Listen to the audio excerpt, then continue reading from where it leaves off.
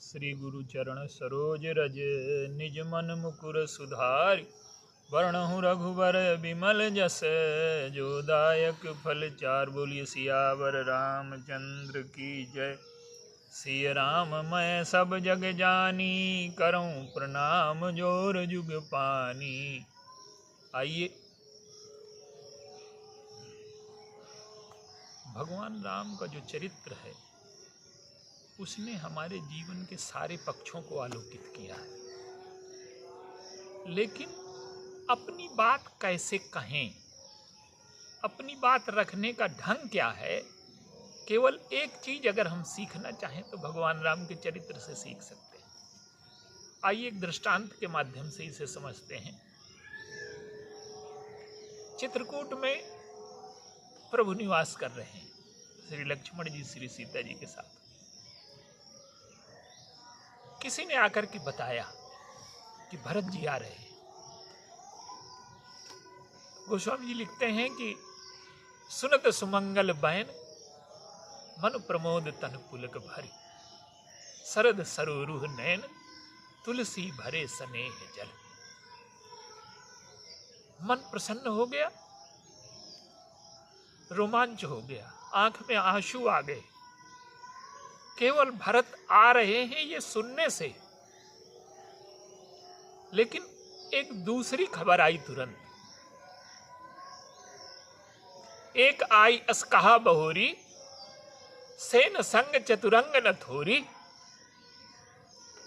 एक ने आकर के बताया कि सेना साथ में है और चतुरंगिणी सेना है और बहुत बड़ी सेना। तो भगवान तो समझ गए कारण, लेकिन वो शांत है। भगवान समझ गए कि भरत जी मनाने आ रहे हैं और सेना इसलिए लेकर के आ रहे हैं कि मैंने हमेशा भरत को जिताया और सेना को देख करके मेरे मन में ये भाव आएगा कि भरत जीत जाए, इस उद्देश्य से सेना लेकर के आ रहा है। और भरत जी का उद्देश्य भी यही है। जो लड़ने का साधन है उसे प्रेम का साधन बना लिया भरत जी ने। खेल होता है, रोज भरत जी जीतते हैं, रोज भगवान राम हारते हैं। भरत जी के मन में यही है कि जब सेना देखेंगे प्रभु तो मेरी ओर देख करके तो प्रसन्न नहीं होंगे, पर सेना की पीड़ा, प्रजाजनों की पीड़ा देख करके वो लौटना स्वीकार कर लेंगे। अब भगवान राम चिंतित है। इत पितु बच उत बंधु शकोचु। इधर पिता का वचन है, पिता की बात रखनी है, उसकी मर्यादा रखनी है, और उधर बंधु का संकोच है।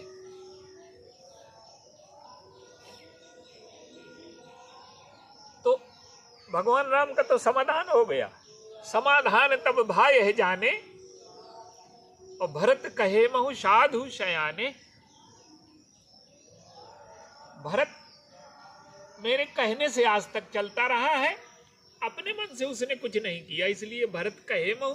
और साधु है, साधु दूसरों का काम बिगाड़ते नहीं है। और शयाने हैं, ये बिना कुछ कहे संकेत से समझ जाएंगे कि मेरा चलना ठीक नहीं। और भरत हुआ भी वही। लेकिन लक्ष्मण जी को लगा कि प्रभु के चेहरे पर जो ये चिंता के भाव आए हैं, तो प्रभु ये सोच रहे हैं कि क्या मुझे भरत से युद्ध करना पड़ेगा। और लक्ष्मण जी को अपना कर्तव्य पता है। वो सेवा में प्रभु के लगे हैं, 24 घंटे सेवा करते हैं, तो उनका वीर रस सो गया है। गोस्वामी जी कहते हैं कि मनो वीर रस सोवत जागा। वीर रस जग गया और क्रोधित हो गए। वो कहते हैं कि माने जो अधूरा कार्य किया कैकेयी ने, भरत उसे पूरा करने आ रहे हैं। क्या कि 14 वर्ष के लिए कैकेयी ने वरदान मांगा और ये सोचते हैं कि सेना लेकर के जाएं, राम को समाप्त कर दें तो हमेशा के लिए राज्य मेरा हो जाए। और भरत जी, लक्ष्मण जी चूंकि प्रहरी हैं, प्रहरी को तो सावधान होना ही चाहिए।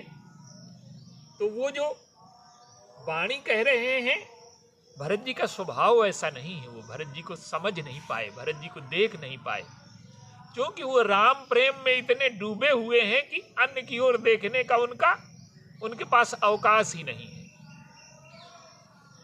अब भरत जी के लिए जब कहने लगे तो देवता बड़े चिंतित हुए। आकाशवाणी हुई, अनुचित उचित काज कछु होई, समुझ करिए। अब लक्ष्मण जी संकुचित हो गए। जब आकाशवाणी सुनी तो लक्ष्मण जी को संकोच लगा। अब आप देखिए, भगवान राम जानते हैं कि लक्ष्मण जी जो कह रहे हैं वो सत्य नहीं है, भरत जी का स्वभाव ऐसा नहीं है, वो लड़ने नहीं आ रहे। लेकिन उन्होंने लक्ष्मण जी को उस समय नहीं टोका। वो जानते हैं कि लक्ष्मण भी मेरे प्रेम में इतने व्याकुल हैं, इतने मगन हो गए हैं, इतने अंधे हो गए हैं कि उन्हें भरत की ओर देखने का अवकाश ही नहीं है।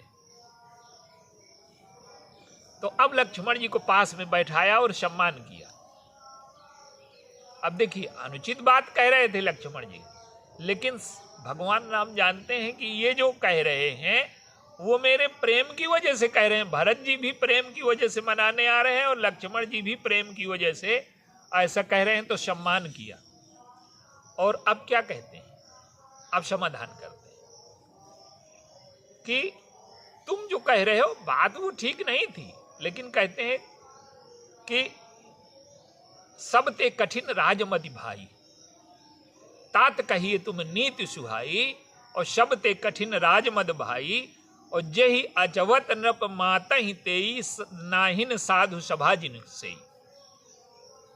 राजमद बड़ा कठिन है और तुमने नीति की बड़ी अच्छी बात कही है, लेकिन ये सब पर लागू नहीं होती।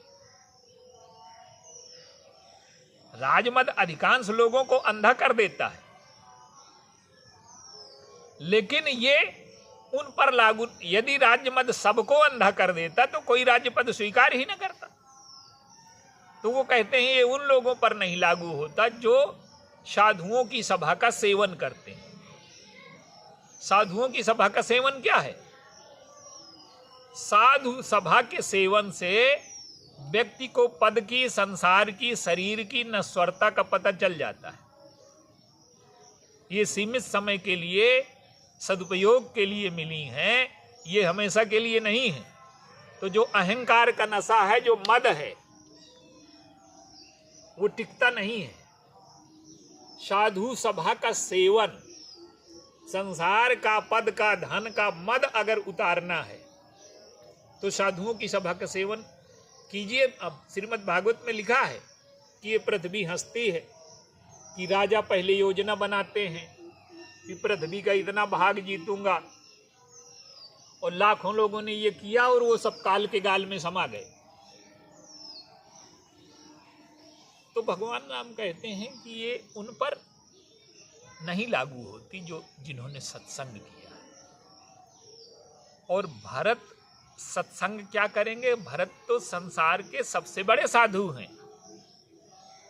भरद्वाज जी इस बात को कह चुके हैं, तात भरत तुम सब विधि साधु, रामचरण अनुराग अगाधु। राम चरणों का जो अनुराग है वो अगाध है तुम्हारा, वो तो समुद्र है। तो वो कहते हैं कि ये भरत पर लागू नहीं होता।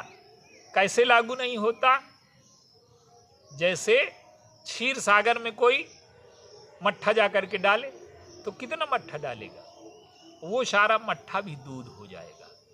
तो भरत का जो अंतःकरण है वो शुद्ध सत्व की तरह है, दूध का वो विशाल समुद्र है, और उसमें जो सत्ता की खटाई है वो उसमें प्रभाव न डाल पाएगी। हमारे अंतःकरण में भी दया, सद्भाव आदि की वृत्तियां होती हैं, लेकिन वो अल्प मात्रा में होती हैं। और जब कोई पद, कोई सत्ता या उसकी खटाई डाली जाती है तो अधिकांश लोगों का अंतःकरण विकृत हो जाता है। तो भगवान कहते हैं कि भरत ही होए न राजमद, विधि हरिहर पद पाए, कबहू की कांजी सीकरन क्षीर सिंधु बिरसाए। ब्रह्मा विष्णु महेश का भी पद मिल जाए तो भरत को राज्य मद नहीं हो सकता। अब आप देखिए, लक्ष्मण जी की बात काटनी है, लक्ष्मण जी अनुचित कह रहे हैं, लेकिन उस अनुचित बात के मूल में मेरे प्रति प्रेम है, भरत के प्रति कोई द्वेष नहीं है। अगर द्वेष होता, कोई वैसी बात होती तो तुरंत संकोच न होता। तो भरत के प्रति द्वेष नहीं है, सत्ता के प्रति कामना नहीं है, अंतःकरण शुद्ध है, पवित्र है, केवल आशंका की वजह से ऐसा कह रहे हैं। तो भगवान क्या करते हैं कि लक्ष्मण जी की बात काटना है, पर पहले उनकी प्रशंसा करते हैं, उनको बैठा करके सम्मान करते हैं। तो किसी से जब मतभेद हो हमारा, तो पहले हम उसका सम्मान करें, उसकी बात का अनुमोदन करें कि आप ठीक कह रहे हो, और इसके बाद हम अपनी बात रखें, तो मतभेद मिट जाएगा। और समाज में संघर्ष ही इसीलिए है कि मेरी बात रह जाए, सामने वाले की कट जाए। तो जब हम अपनी बात रख करके सामने वाले की बात काटना चाहते हैं तो समाज में संघर्ष होता है, और जब उसकी बात का अनुमोदन करके हम अपनी बात रखना चाहते हैं तो सामंजस्य की सृष्टि होती है, प्रेम की सृष्टि होती है, सौहार्द की सृष्टि होती है। तो कहीं भी हम अपनी बात रखें तो भगवान राम के इस उदाहरण को ध्यान रखें, तो हम अपनी बात के माध्यम से समाज में संवाद स्थापित करेंगे, लोगों के हृदय में पहुंच सकेंगे, और जीवन हमारा संघर्षों से दूर हो जाएगा। बोलिए सियावर।